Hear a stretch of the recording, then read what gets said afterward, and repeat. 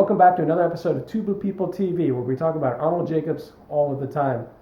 Puddles and I are getting close to each other on this trip through the Northeast. We are in West Newbury, Vermont. Did I say that right? You said that right. This is Bill Keck. Bill, my newest friend. Yes. So nice to meet you. Nice to meet you. We've had a couple hours to get to know each other, and wow, what a career you've had playing the tuba all over the place. Well, just amazing. It's a beautiful instrument. It's nice to share with people, isn't it? And Bill's from Joliet, Illinois, and South Chicago there, and some great experiences I heard about today, all over the place, whether it's Eastman or Los Angeles or Mexico City or Chicago or here in Vermont. Sounds like a really fun time. And along the way, I had some studies with Arnold Jacobs. I wonder if you can tell us how you came to Mr. Jacobs' basement on South Normal. That's a pretty good question. I had the privilege to study with one of the real old-timers, Jaroslav Shimra, an old bohemian, and he gave lessons for me down in my dad's music store in Joliet, Illinois. And so I spent several years studying with Jerry. And he was 68 when I started studying with him and still practicing 2 hours every day. And he had tremendous endurance. And the reason a lot of that, but his concept of sound had to do with the kind of endurance that you needed to play in, well, he played in the rodeo and, he was principal trombonist with the Fillmore Band for years too, but the main thing was being able to play where you were playing high, loud, and fast for long periods of time. Like circus. The circus. And a lot of his teaching had to do with things that would develop tremendous endurance for the chops, but there was never that real concern with concepts of sound and whatever. So I went to Interlochen and had a chance to play there, and I kind of realized after my summer in Interlochen in 1959 that I really needed to start making some adjustments. And my dad had a friend, Pete Saluba. They had both played together in the Chicago Civic. And so he asked Pete, because Pete was jobbing and working out of the Chicago area, what can Bill do? What would be the best move? And he said, there's only one. And he said, it's to study with Arnold Jacobs. At that time, we didn't know Arnold Jacobs, and this would have been right around the time, 1959. And so what happened was then I made a call, and Arnold said, sure, come on up and we'll give you some lessons. And so all of a sudden, my whole perception of music and what it was all about was changed, because I don't think anyone that studies with Jacobs immediately realizes here is an individual, here's a teacher that is really concerned of where you're at, where you need to go. Now at that point I was a cocky and kind of I think probably a bit brittle for anybody that knew me for that period of time. So, and even then later on, after a few lessons, I remember Arnold saying, Bill, you haven't played one damn note anyone else would want to hear. And that kind of woke me up, because I was so used to just being kind of the top banana, if you will, and having it my own way. And my dad, as I say, had started me in music since I was 4. So so that would have put me, back in 1947 was when I started music. And so once we started working with Arnold, what I realized right away was here was somebody that from the minute you came in the door, he had you in his attention span. He was paying attention to what you were about. And also, a lot of people have said, oh, well, this is Arnold Jacobs, everybody sounds the same, No, they totally missed the fact that Arnold was so sincere and interested in every student and got them to thinking that everybody was the same. And that was not true with Arnold. Arnold had such an intellect that he looked into the person's demeanor. There were a lot of elements that Arnold looked at and saw right away. And so when you work with him, everything was to you as the individual. And, I've been hesitant. I use a lot of his ideas in my own teaching that worked for me, but I'm also very in tune with the fact that he addressed everybody's issues a different way. Very much individualized. And I think getting back to your investigating the demeanor, I think it was very much prescribed on his part that he spent the first few minutes of a lesson, or at least getting maybe the initial lesson at least, if not continuing lessons, just finding out where this person lived in their mind. How would he be able to communicate with them? On what level, on what basis would he be able to communicate with them? Because he knew that if he started to say things that didn't resonate with that person, then he might as well have just been talking gibberish, and it didn't matter that they were even there.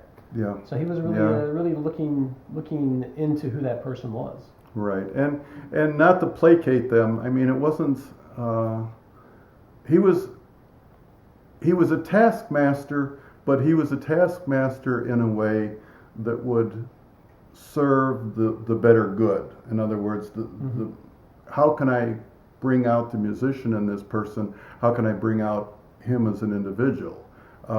We did over the period of time I studied with him all sorts of research. I mean, I remember lessons with tubes in my mouth and doing this and the other thing. But what was always the one element that he was totally intolerant of is if you weren't putting music first. And what I mean by music in his view was that you were engaged. Your mind was there. You were expressing something that was really sacred to him. I mean, it was deep cutting. And I remember coming away from those lessons where there wasn't any way I could get home fast enough.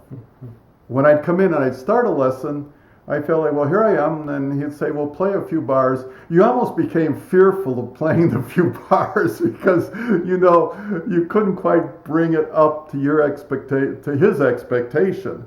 And you know what? What he was doing was he was taking and saying, my expectation should be your expectation. And you said, well, it's so clear. Why didn't I see that before? And you want to get home. Sometimes I'd be 5 minutes into a lesson. I wouldn't want to have any more lesson because I felt so embarrassed that I hadn't really been there for him in some ways, Yeah, the art of communication. Have you ever felt that feeling when you were absolutely. studying with him? Yeah. Bill, you mentioned that sometimes you'd have lessons in which you'd have tubes in your mouth and that sort of thing. Do you remember, was there any specific, you have any specific memories of why that was? Yeah, well, Arnold sometimes would be dealing very much with the music, but when he was testing, he was in a process too, I think, of involving a lot of the information himself and trying to decide and decipher. And I was fortunate enough when I came to study with him of having a large breath capacity, so I was an ideal subject for him to work with a lot of his projects, and I relished that. It was kind of fun, but it was also a little bit of distracting to put a tube in the mouth, But then he would explain, okay, Bill, I want you to play this, and we're gonna. Maybe it would be running through different ranges with the tube in my mouth, and then he'd be measuring all the time exactly the air pressure. And then he said, well, I was just back and we did some research with Farkas and Lambert and, Herseth, and we were measuring, and he said the interesting thing is the oral pressure is exactly the same for each concert pitch, regardless of the instrument. Well, that was really very interesting to me, because a lot of times I would get into playing in the upper range and sometimes almost to distorting the embouchure. But if you think about it, you take a very relaxed note in the middle range of the trumpet of a middle G or something. Well, here we are with what probably was a high F in the tuba, and we sometimes get to where that becomes a challenge. Well, all of a sudden it became not a physical challenge anymore. And what I started seeing was what he was talking about, the fact that we need to be engaged in the mentality of the music, not the physicality of the music. And so there were many times, of course, one of the fun things was when I initially started with him, and we had this, it was like, I think of a candlestick, or it was a candle can or something. It was a long group of lights, all different colors. And so he would say, well, I want you to blow into this and hold it at a certain level, and sometimes when I was first studying with him, I'd blow it up and I'd get it up about 4 lights, and I'd be holding it there, and even I'd be shaking a little after a couple of seconds with that. And then he'd say, well, Bill, what I need you to do is sit around behind me a second. And so I'd sit down, and he'd say, now kind of pulsate, feel, and he'd be so relaxed. I mean, he was kind of a round, heavy-set fella anyway. And so he'd say, now watch this. And he'd just take a most relaxed inhaling of air, and he'd start playing. And the candlestick would just light up like the top, and he'd just hold it up there. And here's a guy with, just a little over half the amount of air I had, playing totally effortlessly. So, this was his way of demonstrating to me to realize, okay, you big tough guy, here you've got all this air and all this. Look what this little fat guy could do, And he referred to himself, he would kid himself about that and say, here I am, little roly-poly, but I can blow the heck out of that instrument, And you know what? It just was, to me, very revealing. And if there was anything I came away with lesson by lesson, it was, I'd come back and say, okay, we're dealing with an instrument that probably allows us more freedom than almost any of the other brass instruments, because it doesn't have the resistance. So as a result, if we just keep our mind intact, we can accomplish a great deal more than almost any of the other instruments. Mm-hmm. We can cover the technique of the other instruments, and so I think that was probably the number one thing to start off with Jacobs. But the other thing too was he would really address the issue of listening to music and then incorporating that knowledge and nuance into your music, and then just applying it to tuba. He says it doesn't matter where we play the tuba or what we play. What matters is that we become the individual. We learn our expression, and we can learn from others.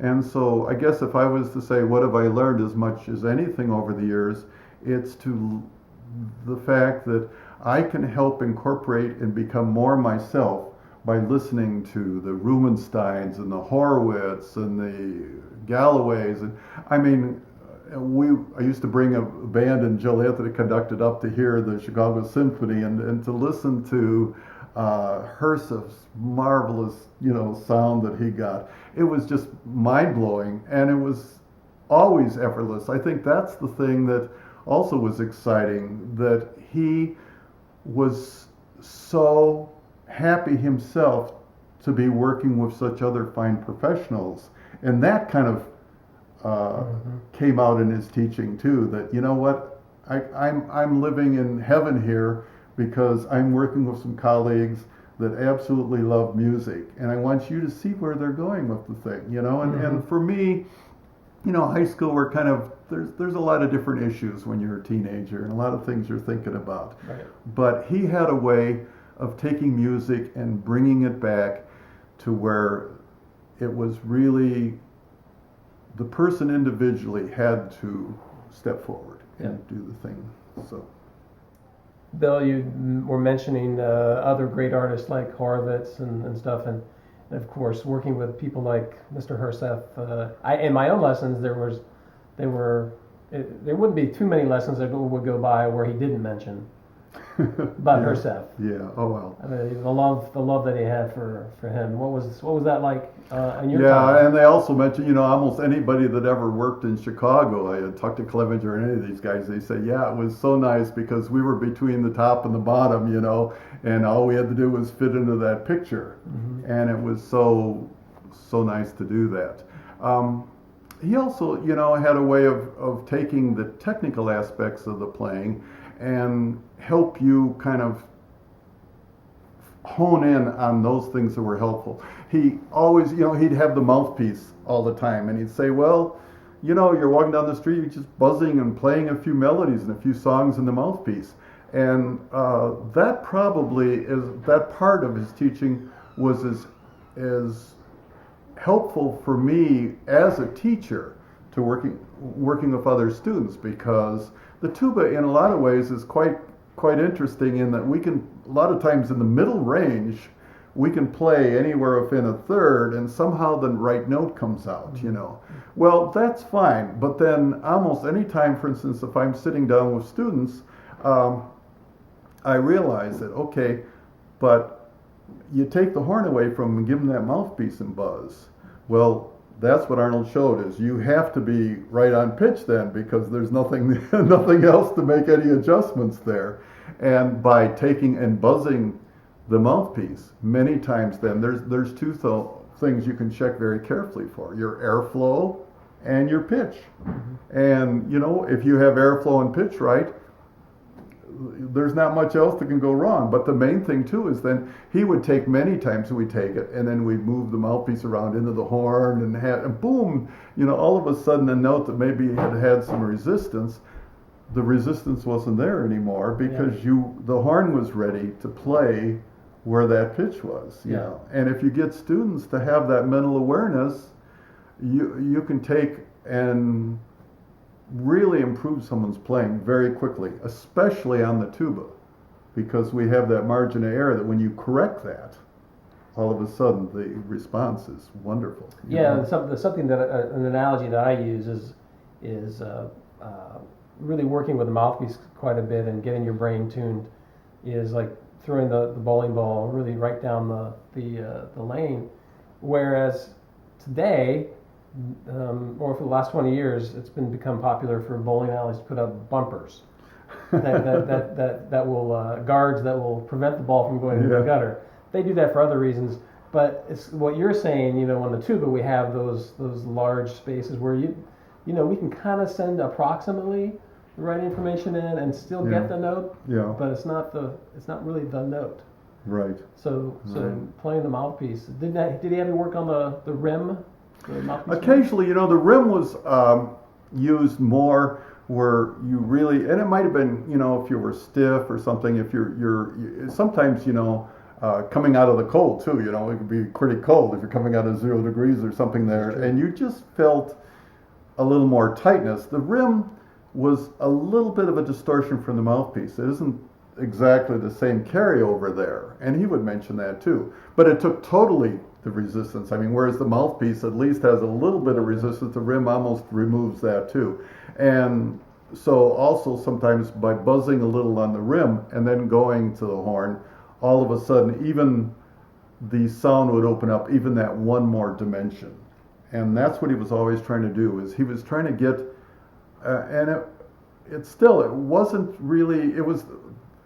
he understood that it was the kinesthetic feeling. The mind was all the time learning from that.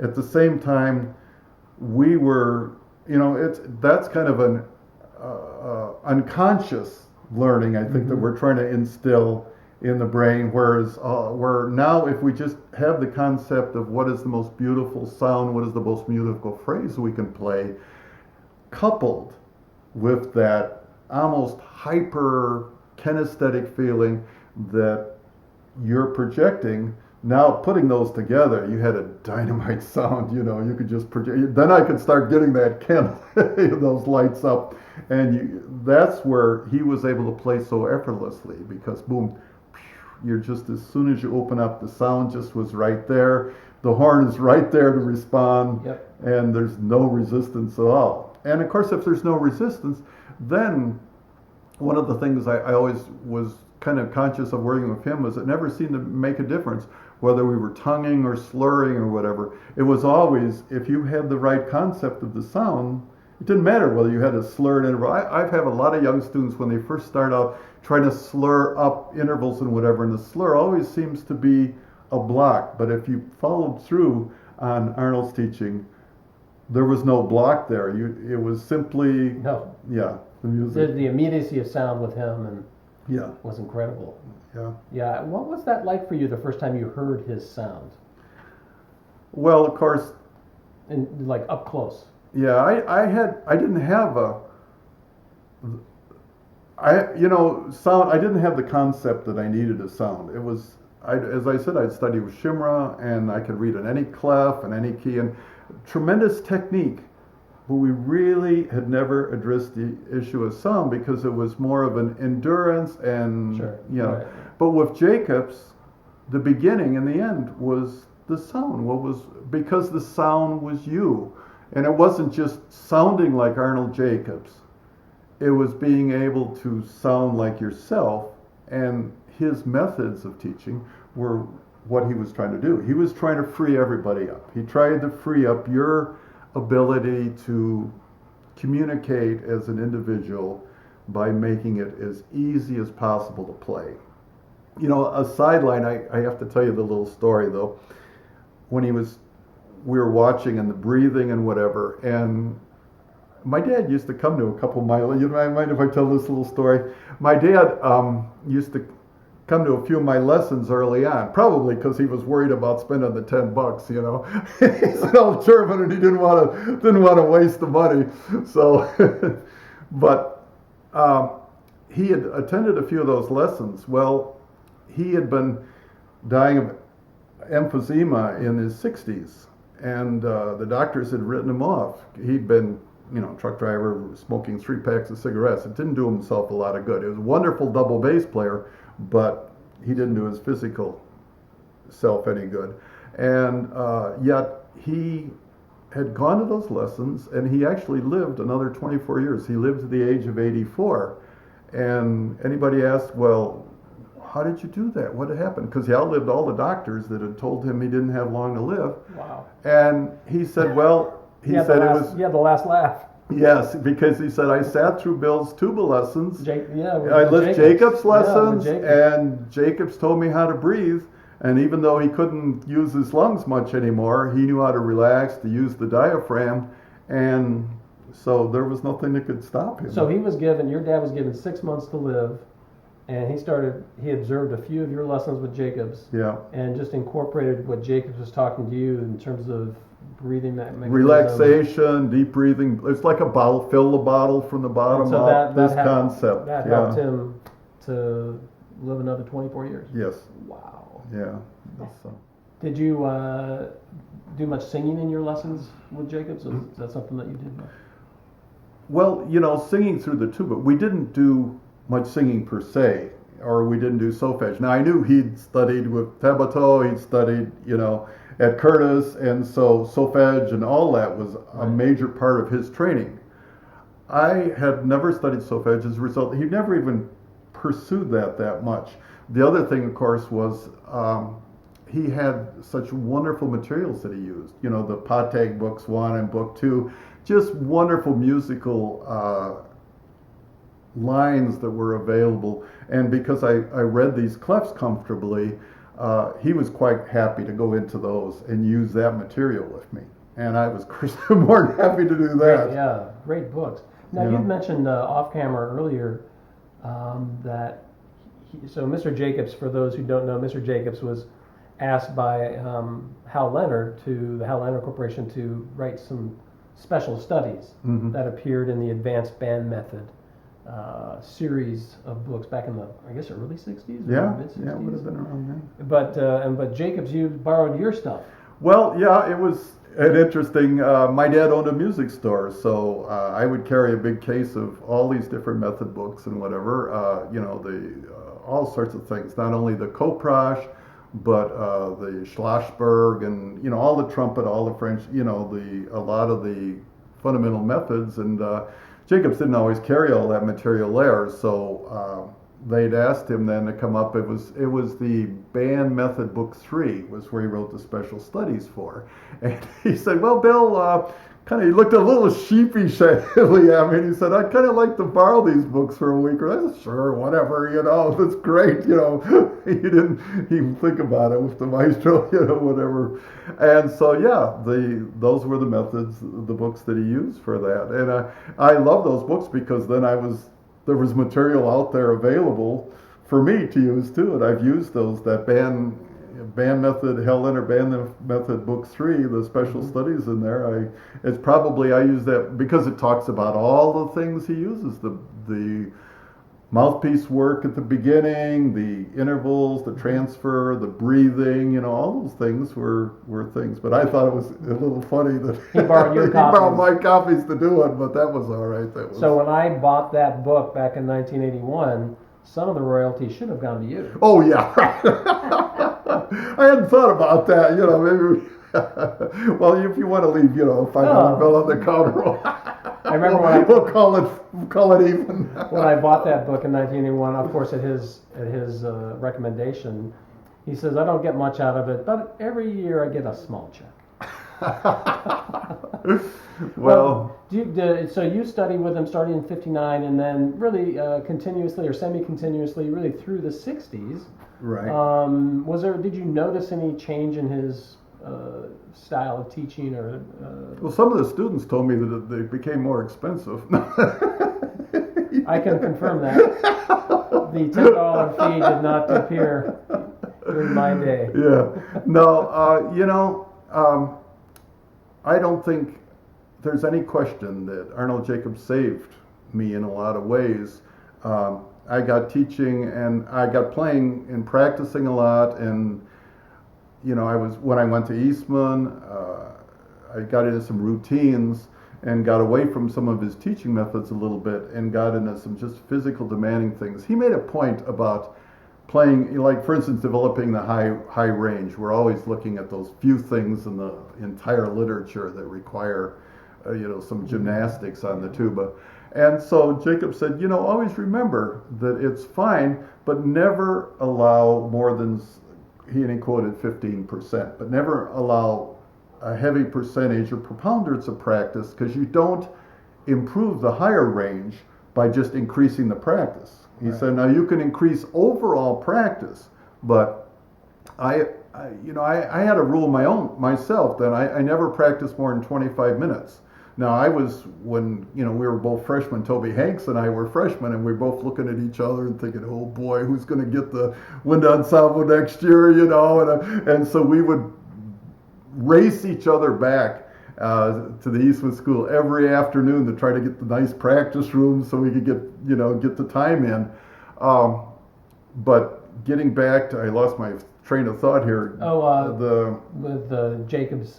Yeah, well, he was saying, so you would do like 25 minutes, and then I'd always take a break for about 5 minutes and walk around and just relax and unwind, and then you could come back. But it's funny, you could practice for hours like that, as long as you took a mental break to just get away and then come back and be fresh again, But I took very seriously what he said, because I had been working way too many hours practicing improperly. And so the Chicago Symphony came up and did a concert my freshman year in 1961 at the Eastman School. And I saw Arnold there, and he said, Bill, the way your playing's going, you're going to last about another 3 months and you'll never play again. So, I said, well, so physical. I had all the information I needed. He had given me ahead of time. What kind of a rockhead was I to try to, granted, we sometimes get intimidated by new teachers. And, every teacher you study with is going to give you something. Yeah. There's something there from everybody. Right. And so there were things to be learned there. But when it came to the physicality of playing and understanding the instrument, you didn't have to go much farther than Arnold for learning that. Yeah, for sure. So some people have described how later, as time progressed, so maybe in the 50s was very much into certain terminology, and as time progressed he started to get away from the heavy use of terminology. What was it like for you and your lessons with him in terms of that that whole lingo, that medical lingo and terminology. Was he much into that with you, or was it something that he didn't use with you? You know, one of the things that he always seemed a little frustrated working with me, and the reason being when he measured my breath capacity and found out I had almost 7 liters, like 6.8 liters breath capacity, and yet he was always a little stymied by watching how I could play these great big long phrases, you know, when he expected there to be some more diminishing returns sooner on. Right. So, and we kind of went back and forth with that a little, and I think that was something he was a little frustrated over but he always came back to the musical part, realizing that what I really needed to know was to address being the best musician I possibly could be. And that's something that he kept right in your face. I mean, I've gotten to that point even in my own teaching. I mean, I ask a student, what story do you have to tell? Well, that's what Arnold was always saying. What story do you have to tell? What are you trying to tell me, you know? And if he felt that you were there just being a rockhead, just showing off or doing something that didn't have a message in it, we have such a wonderful subject, wonderful thing that we play, this instrument of music, and so we really do owe it to just anybody listening or to ourselves personally to project just the very best we can. Otherwise, what's the point? What's the point? Yeah, I remember he would say, in terms of learning the instrument, as you learn the music, you'll learn the instrument. You learn how to play the instrument as you meet the conceptual image of the music that you have. Yeah. So, Bill, you were at Eastman at a very, really amazing time. Some people call it the golden age, at least for low brass. I mean, in the tuba studios, there was you and Toby and Chuck Daellenbach and Ron Bishop, and of course Dan Parentoni. Yeah. Rita Titus. Yeah. Bobo was there. Yeah. What was that like? And also you actually were there. Joe McAnally, I was just thinking. Oh yeah, you mentioned him earlier actually. Yeah, some wonderful players. And that was of course when Mr. Remington was there. What was that all like? What was that vibe like? Well, because many of you studied with.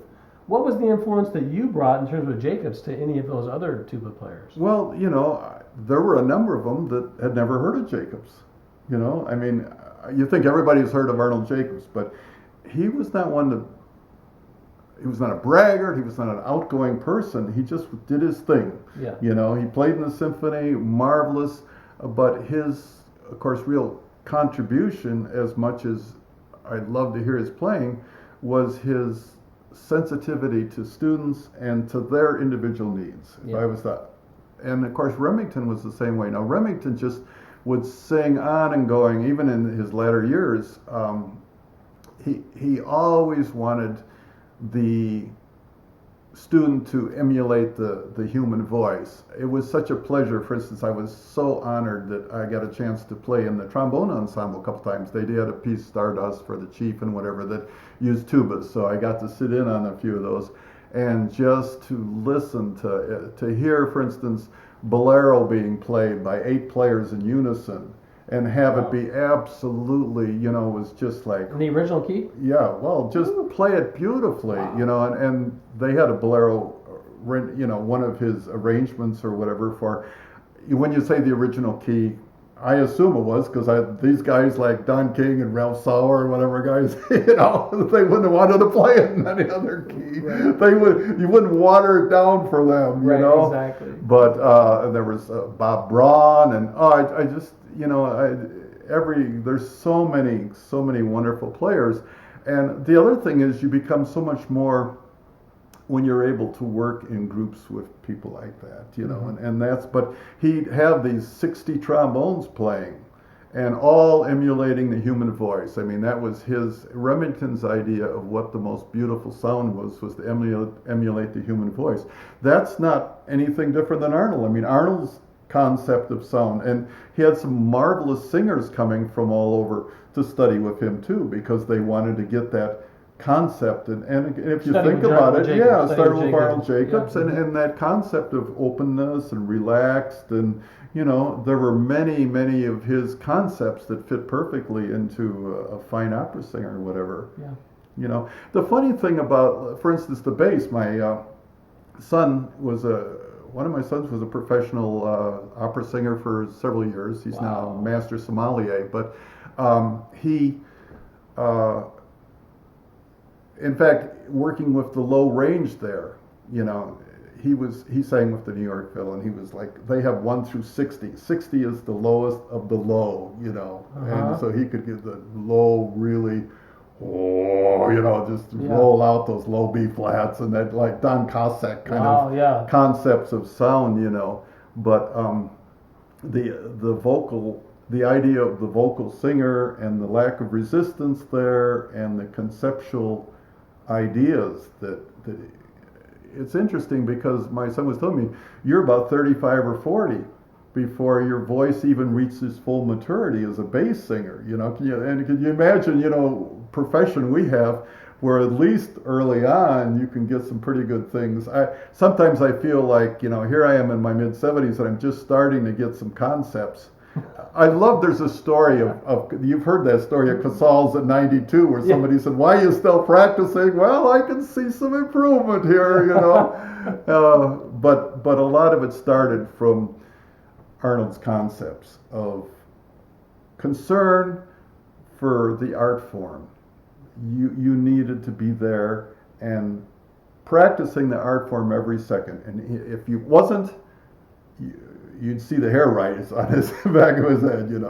He wanted that to be intact, intentional. He wanted you to know that it was important who you were, and it was important that you express that to someone else.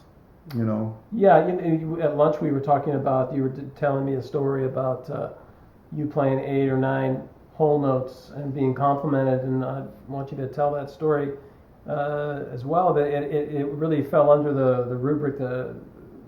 One time in a lesson he said, somebody's always listening to somebody's always listening to you, and you want to make sure that you give them the best show that you can. And so with that in mind, you were... Yeah. Well, as I say, when we were playing, especially if you're in brass quintets, and most of my life has been playing in brass quintets, which is, a chance, I feel, for a tuba player to be an equal member, and also to be constantly in the art form. Right. The other things, it gets a little old if you're sitting there and the only note you're playing this beautiful New World Symphony. I remember having a chance to hear that in Vienna with the Vienna Philharmonic playing that, and the New World Symphony of the Forge. It took me out of my seat. But then I thought, and you have 7 notes to play in that piece. It didn't seem fair. This wasn't. But when you're hearing a player who was really engaged. Yeah. Well, you'd mentioned too the same thing. That okay, I've got a piece.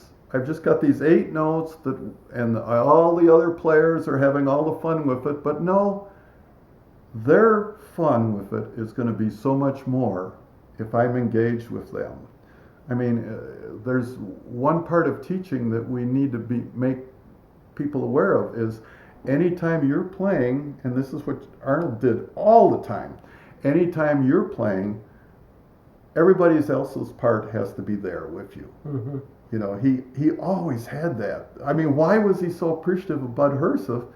Because there wasn't a note that Arnold played that Bud wasn't with him there. Yeah. It was all a part of the whole. And that's kind of the projected thing. That's what he was always trying to get across to people, to understand, respect the art. Music first. Yeah. Well, I can't thank you enough, Bill, for it's been a couple of years for us to finally get this this meeting together, and thanks to Chuck Daellenbach for recommending that I get in touch with Bill. Well, say hi to Chuck for me. Yeah, hi Chuck. And Puddle's always, he would be very mad at me if I didn't present you with this lovely Tuba People TV water bottle that's suitable for framing and filling. And a conversation piece when people say, well, what does that mean? Exactly. They're going to have their ideas about what Tuba People TV or TPTV might mean. Well, let them think it. Exactly. So thanks so much. Well, thank you. Yeah. Thank you for taking time. Appreciate it. Yeah. And now back to you.